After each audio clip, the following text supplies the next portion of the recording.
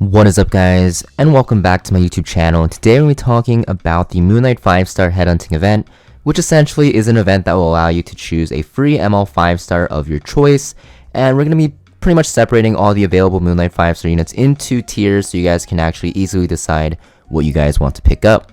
Now we're going to be separating these units into 6 tiers. We have the OP tier. These units will be extremely powerful, top of the bunch for PvP and also usable in some areas of PvE, and just definitely units you want on your account. Next we have the strong tier. These units are still very powerful, but just not as universally picked as the OP tier units. Usually the OP tier units, especially for like RTA, will be able to be blind picked a lot of the time, whereas the strong units you're going to want to pick a little bit later into the rotation, but can still be picked a little bit early on. Next we have the good tier units. These units are still decent, mostly for PvP, but will be picked in niche situations, but in that niche they are very strong and will become a must ban in some situations. Next we have the cleave tier, so pretty self-explanatory. If you're not a cleaver, you're not going to really ever use these, but if you do like to cleave, they are pretty powerful. And then we have the needs buff tier. Honestly, these units are pretty trash. They need a buff, kind of in the waiting room. I did make a video talking about the 5 worst ML 5-stars in the game, and you're going to see that there's some extras added onto this because, yeah, they're also pretty terrible. Next, we have the not available tier. I expect that these units will not be available because, like the last Moonlight 5-star headhunting event, I expect that they won't allow recently released ML 5-stars into the pool. If they do, though, for some reason, Navy Captain Landy is going to be OP. Abyss Lufine will also be OP, and I think Urban Shadow Shoe is borderline OP, probably pretty strong. However, before we get started, I want to talk about a way for you to save up to 30% of all your purchases on packs in Epic 7 through the sponsor of today's video, Huawei AppGallery. Now, this is not only for Huawei mobile users, but also works for Android users and for emulators such as BlueStacks on your PC. There's no need to create a new game account like other app stores, which is what I really love with this AppGallery, and it is very simple to set up. First, you need to download AppGallery as well as the cores required to run it, which is 100% safe, by the way. I background checked everything. I've had multiple people try this, and there's also other content creators that have tried this as well. And then you need to register an AppGallery account. I recommend registering with your email as it is much simpler and much quicker. Then you need to select Turkey as the registration country. This is because Turkey does not charge sale tax and also has the best currency exchange ratio for AppGallery, and to say this simply, will make your purchases a ton more cheaper than other regions. Then make sure to download Epic 7 from the AppGallery and redeem the coupon in this campaign, and afterwards you'll notice that purchasing in-game will give you the discounts you need to have an even better gameplay experience in Epic 7. If you actually look on your screen here, you're going to see if you, for example, buy the 990 Skystone box here, you're going to be saving about 30% or $6 USD after conversions on your purchase, and this will work for every single pack in the store. So it just makes sense to use this AppGallery to actually make your purchases in game if you do decide to, because you will actually save a ton of money in the long run on every single purchase, whether it be large or whether it be small. I'm not just telling you guys this because I'm sponsored, but it's mostly because this AppGallery is a cheat code for actually purchasing things in Epic 7, so you definitely want to make sure you take advantage of this campaign while it lasts. Make sure you guys check the description box and the comment section down below to see more details on this campaign. If you guys have any questions, you can always go into their official Discord, which is also linked down below, and ask questions there directly. Now back to the video, guys. So starting off at the OP tier, these units are going to be very powerful. I think they're pretty much almost all on the same level of usefulness. So we have Concorlius, extremely powerful for PvP and PvE. You'll see her pretty much everywhere. I say this all the time about her. Defense teams, offense teams, you can use her in RTA. Hall of Trials, she's one of the best units with her dual attack, one of the best units in Ancient Inheritance, which is an area of content with your guild where you can get a ton of resources for your account. Just extremely powerful overall, and also can be used in some hunt one-shots and super late game comps for a 100% win rate. Zio, this is the poor man speed contester, also used for whales as well when you're cleaving, but he is basically the king of first turn. He'll always take the first turn if you have him built not even that fast, like 250, 260 speed, and he actually does a ton of damage, and he has a ton of different builds, which makes him very annoying. Extremely good on defense, extremely good on offense, extremely good in RTA, and he's just a unit you definitely want to have. One of the best ML 5-stars in the game. Next we have ML Crow, very good at mitigating damage with his S2 barrier, also does a ton of damage with his S3 AoE that penetrates defense, which makes him extremely strong.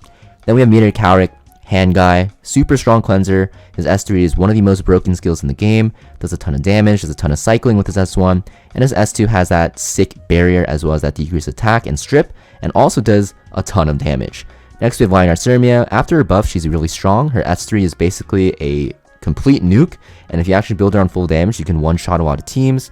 Just super good in the current meta with a ton of extra attacks and dual attacks.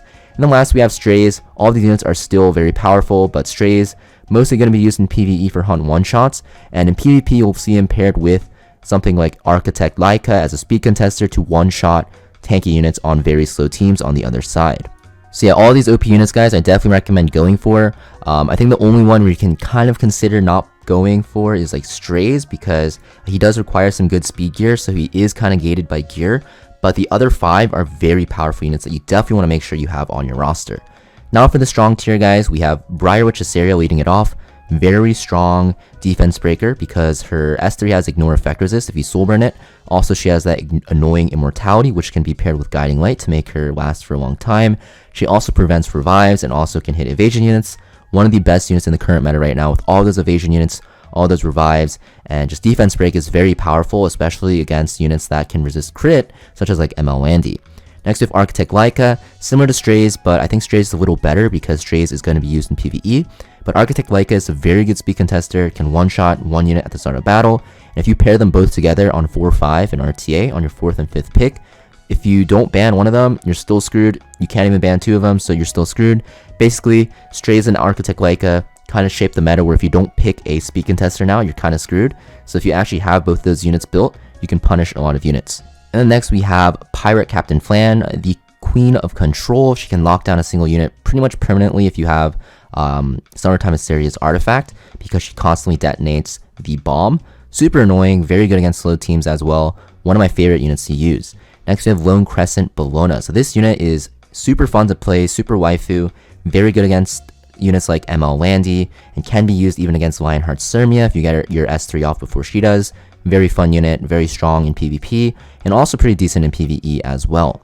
Next we have Spectre Tenebria, so she's not as OP as before because we have so much AoE damage nowadays. You have like ML Crow, we have ML Sirmia, we have ML Bologna, we have the Strays Leica combo which completely shuts her down, we have Briarwitch Asaria. So the current meta doesn't really favor her, but she's still very good in PvE, and honestly if she wasn't available from the Moonlight Blessing, I'd put her way higher, but because she is, I'm not going to rate her as highly as before, but she's still a very powerful unit, don't get me wrong. Next we have Martial Artist Ken. After his buffs, he's actually very strong, very good on defense teams, one of the best Guild Wars defense units in the game right now, very good against ML Landy, and just super strong, just very annoying to deal with, and can still 1v4 a lot of units on the enemy side. Next up we have Bellion. So Bellion is an extremely powerful unit because yeah, she just negates a complete aspect of the game, which is souls. She has the AoE provoke, she's super tanky, she can be injury or counter, you never know what you're facing, and she is just super frustrating to play against with her debuffs, which is why she's in the strong tier. Solitary of the Snow, also a very good control unit, similar to Pirate Captain Flan, although she relies heavily on extra attacks and her stuns landing, which makes her weak against units such as like Lionheart Sirmia because she will just constantly proc her S2. But if you pick her later into the draft in RTA, she's very strong. Also good as a good opener as well. Remnant Violet, this unit can be the most broken or he can be like the worst. It really depends on if he counters or not that day. If he does counter and dodge, very strong. You want him on an artifact known as Double-Edged Crescent. If you don't have that artifact, he's a lot weaker. But if you do, he's very powerful and very fun, but he's a high RNG gambling unit that has high payout if he works. But if he doesn't work, he just literally gets one shot, so you want to keep that in mind. But yeah, not really a unit I highly recommend, but if you want a very fun unit, he's definitely one that you should go for. Next up, we have Apoc Ravi. And oh, how she has fallen. She used to be like top of the OP tier, now she's not as good because of the current meta. Just a lot of units deal with her well. Even Lionheart Sirmia, a unit that was naturally countered by Apoc Ravi, kind of beats her now with her increased damage. A unit like Conquerlius can control her, Zeo can control her, Briarwitch Asaria prevents her revive, Strays, ML Leica one-shots her, Pirate Captain Flan controls her, Spectre Tenebria controls her, Bellion and also Solitary of the Snow can control her, so you kind of see what I'm getting at. She's really weak to control, especially because Crimson Sea got nerfed a while back. And because of that, she's definitely fallen. I still think she's okay, but injury just counters her completely. Even a unit such as Urban Shadow Shu, who's not available in this Moonlight Hunting event, just completely shuts her down. Same with ML Landy, same with Abyssal Athena. You kind of get what I'm saying. A lot of units just kind of pushed her out of the meta, so maybe with the new buffs to Awakenings, she'll become better. Next we have Spirit Eyes Celine. This unit is not that great when you pick her randomly because she dies to like extra attacks, but against teams that don't have extra attacks and don't have high damage, she is an extremely powerful unit. You can actually put her in Guild Wars defense, she's very good, and she's very good in RTA, also very good against APOC Ravi in offense teams to bait her because she'll never die and she'll just constantly res her team and counterattack and one-shot her eventually. It's very good in that right. Next we have Sage Ball, extremely powerful anti-cleave unit because he cuts, AoE sleeps, and will one-shot when he, like a unit when he gets very low, makes him very powerful against cleave units. Next we have Dark Corvus, one of the best units, probably the best unit actually for Guild Wars offense. He's a free win, you pair him with Asaria and, you know, Destina or whatever Soul Weaver you have, and you basically win for free. That's how powerful he is. His S3 on Soulburn will one-shot pretty much anything in the game, which makes him an extremely good unit for Guild Wars offense. I personally will probably be going for him just for that Guild Wars threat.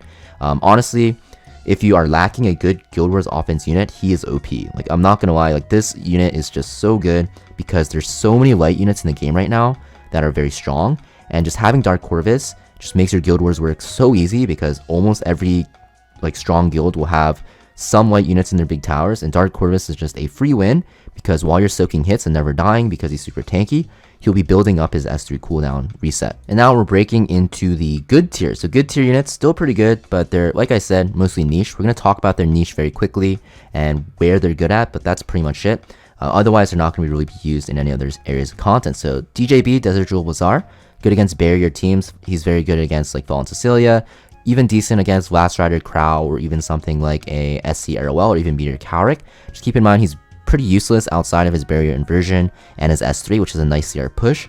And if your enemy side actually holds onto their barrier and their debuffs, DJB pretty much does nothing unless you get very lucky with stuns, which makes him not as great as other cleansers and openers that can do more on the field, such as like Ocean Breeze Luca and Moon Bunny Dominion, because they have, you know, other things to do besides just sit there and pray for stuns. Even like Meteor Cowrick, even if you're holding onto his S3, you have your S2 to do decrease attack and put a barrier on your team, and also your S1 team cycle. Sylvan Sage Vivian, mostly going to be used against like APOC Ravi baits for Guild Wars offense. Also very good against low damage teams. But keep in mind, she's very weak against extra damage or fixed damage like Karina, and also such as a unit like Rimuru. Maid Chloe, honestly, some people think she's like OP, especially in the Europe server for RTA. But I don't like Maid Chloe because you have to build your entire like roster around her with effect resist to kind of take advantage of her S2 effect resist for your team.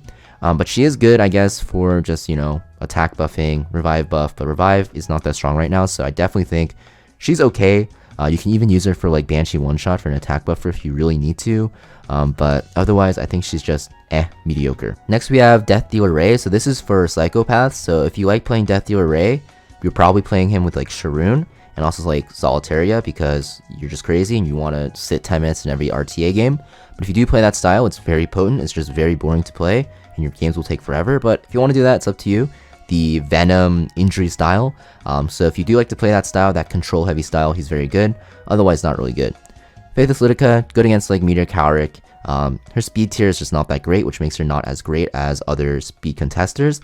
But if you do get her to work, especially in like cleave teams, or you pick her against a very slow team, she's extremely powerful. Ambitious Tywin, I think I honestly rate him a bit lowly because I usually pick heavy cleansers when I play, but he punishes no cleansing teams very heavily. Like, he can even be OP some games in some drafts because his AoE provoke, stun, defense break, super annoying. He takes souls. Like, honestly, maybe I should even put him in strong, to be honest. I think I rated him too lowly, but we'll just keep him in the good for now. Just a very solid control unit.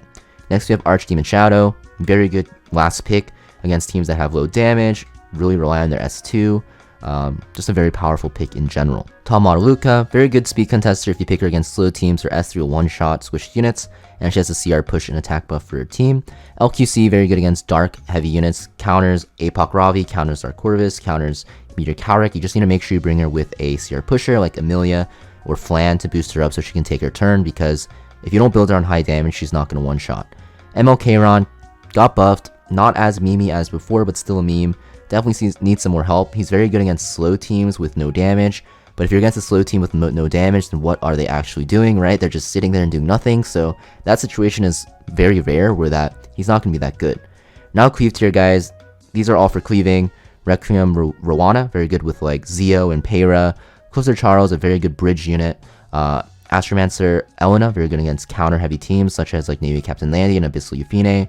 Commander Pavel relies on 2 crits. You want to pair him with very fast units that crit, but keep in mind that there are a lot of anti-crit units in the game now, with Navy Captain Landy especially, so you have to be careful when picking him. Opsig, good in cleave against barriers such as like FCC or even SC Arrowell, but you have to be very careful when choosing her because if there's no barriers, she's pretty useless.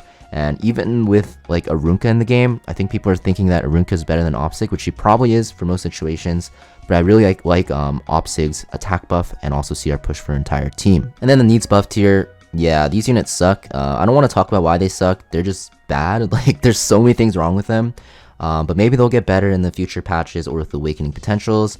So hopefully they will. I think they will actually for sure, because that's kind of how they plan to buff these units.